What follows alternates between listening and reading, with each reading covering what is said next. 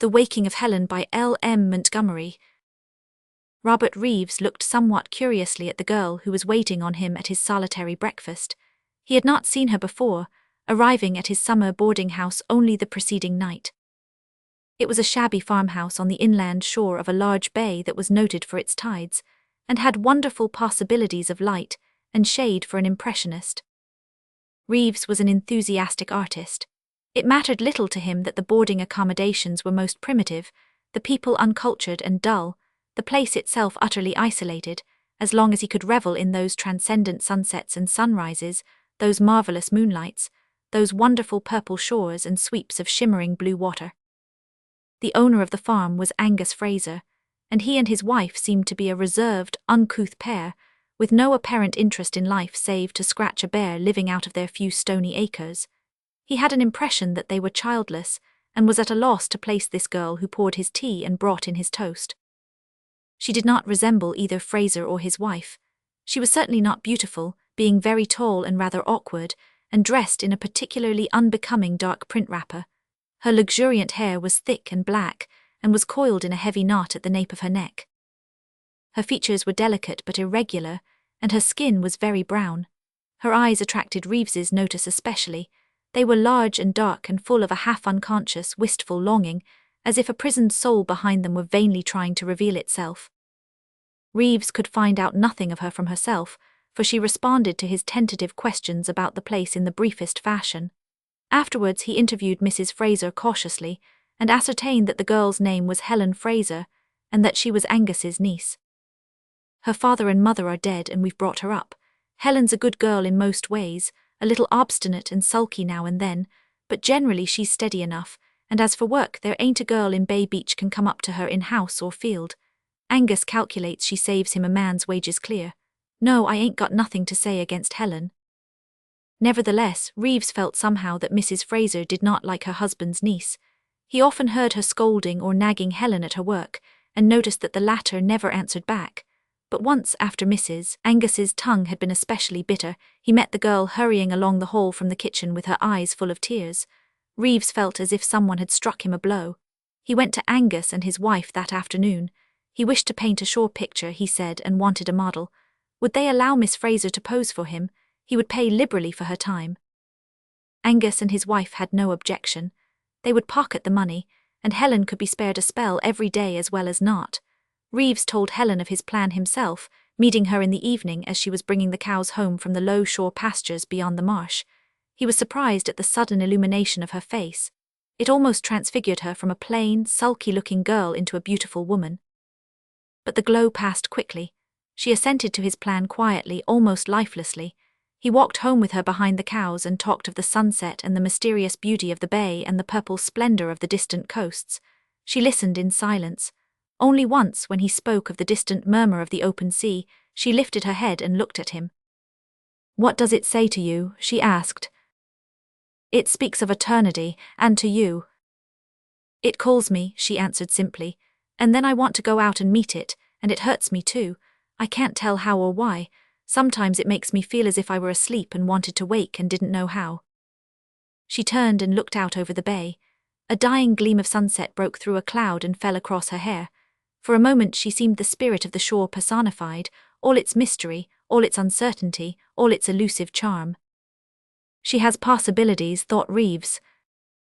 Next day he began his picture.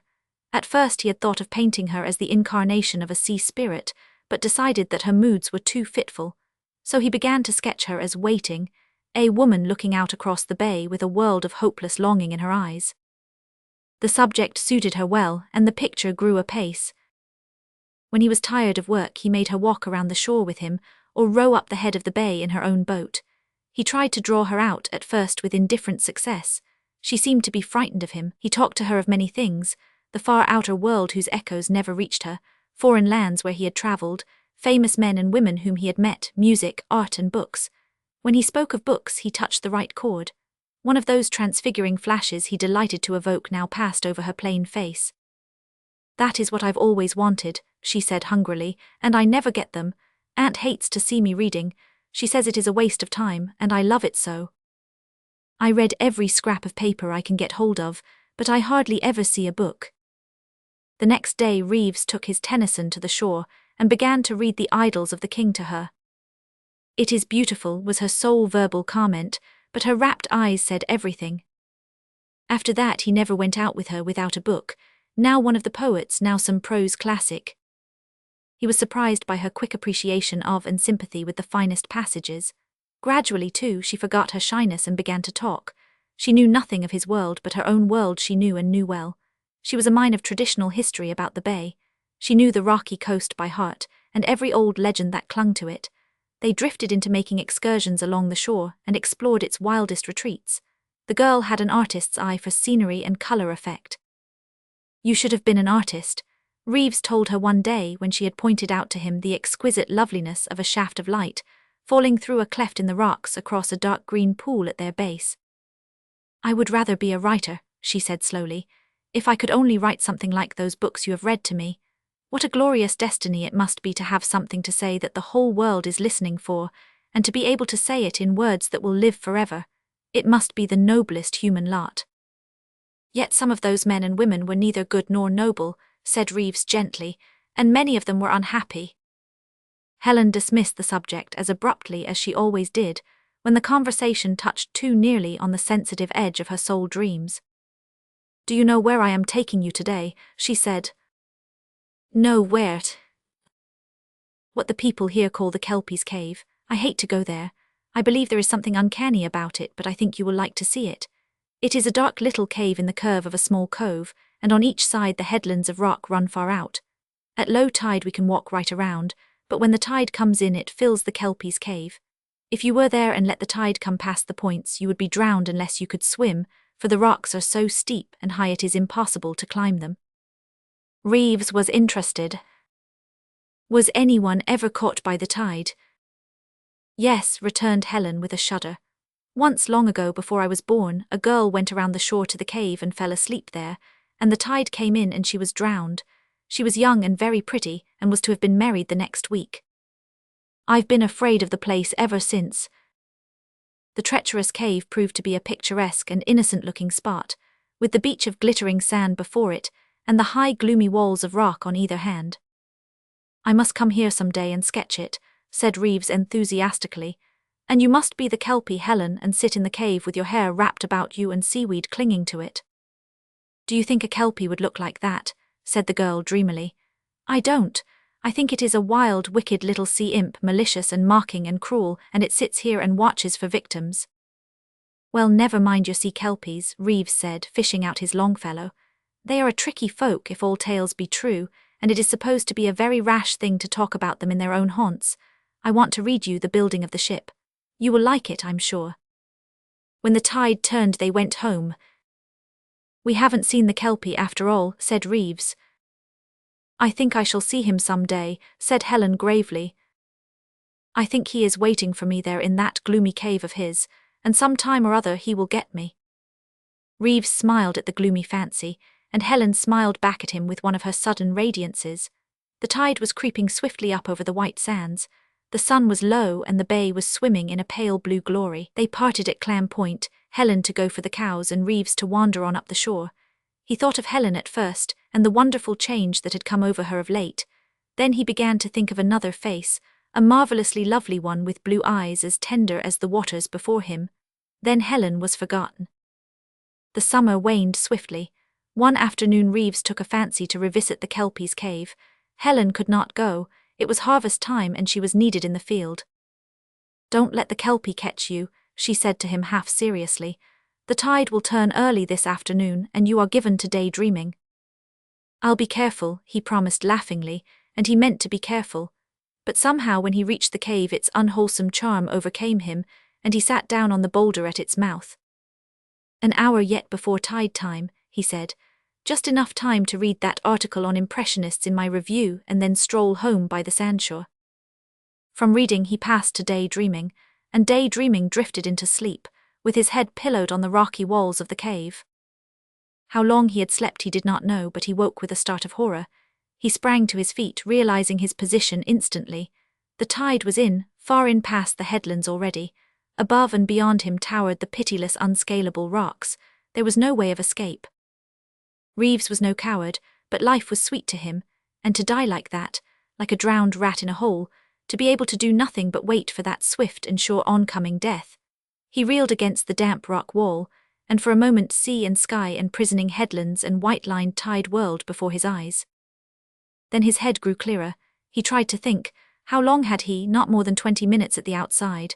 Well, death was sure and he would meet it bravely.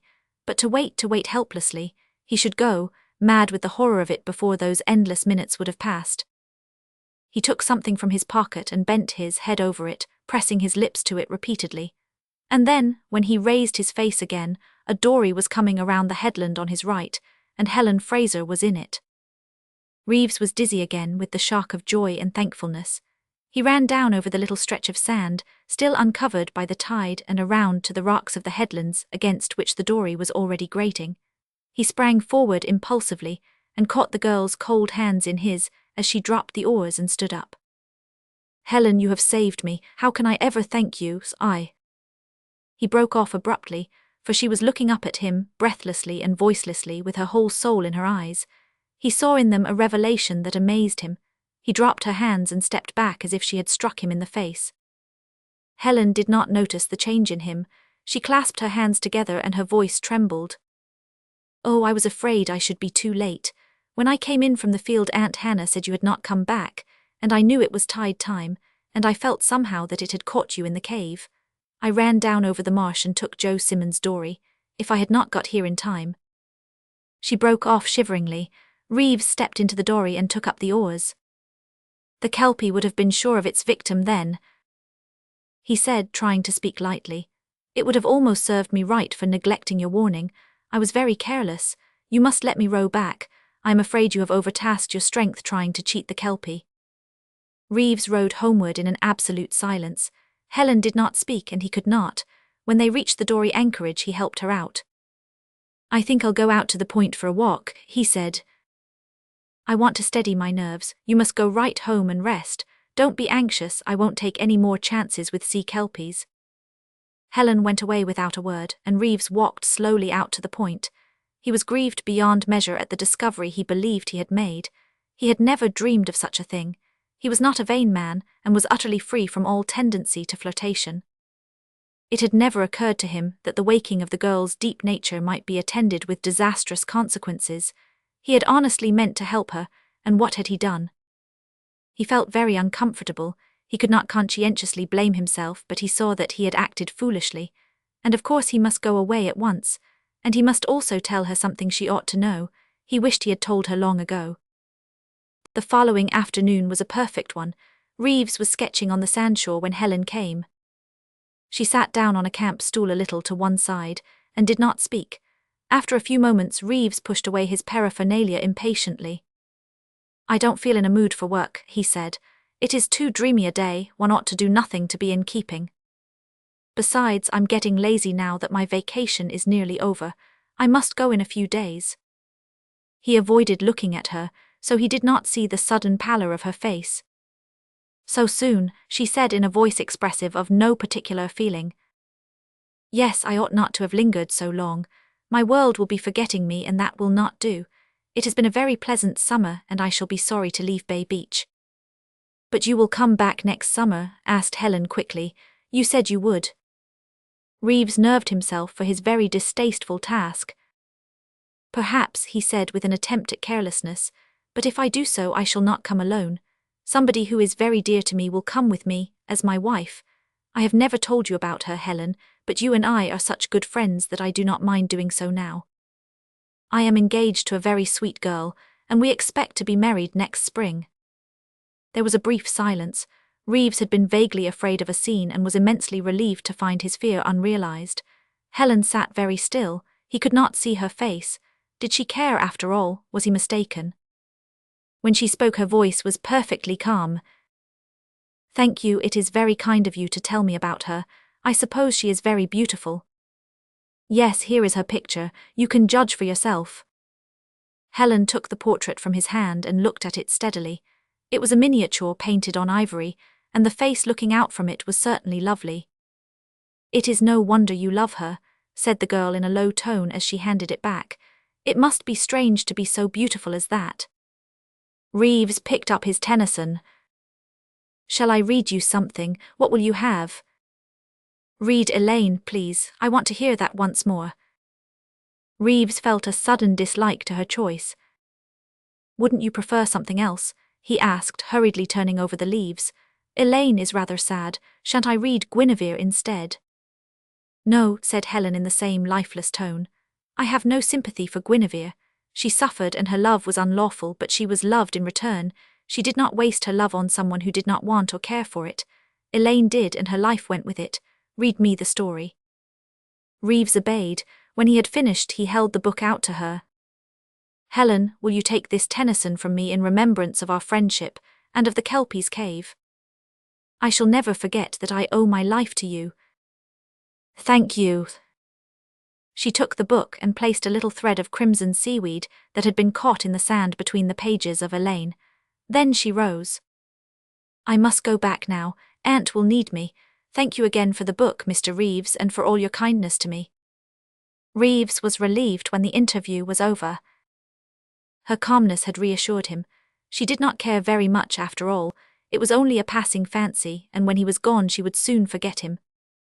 He went away a few days later, and Helen bade him an impassive goodbye. When the afternoon was far spent, she stole away from the house to the shore, with her Tennyson in her hand, and took her way to the Kelpie's cave. The tide was just beginning to come in. She sat down on the big boulder where Reeves had fallen asleep. Beyond stretched the gleaming blue waters, mellowing into 100 fairy shades horizonward. The shadows of the rocks were around her. In front was the white line of the incoming tide. It had almost reached the headlands. A few minutes more and escape would be cut off, yet she did not move.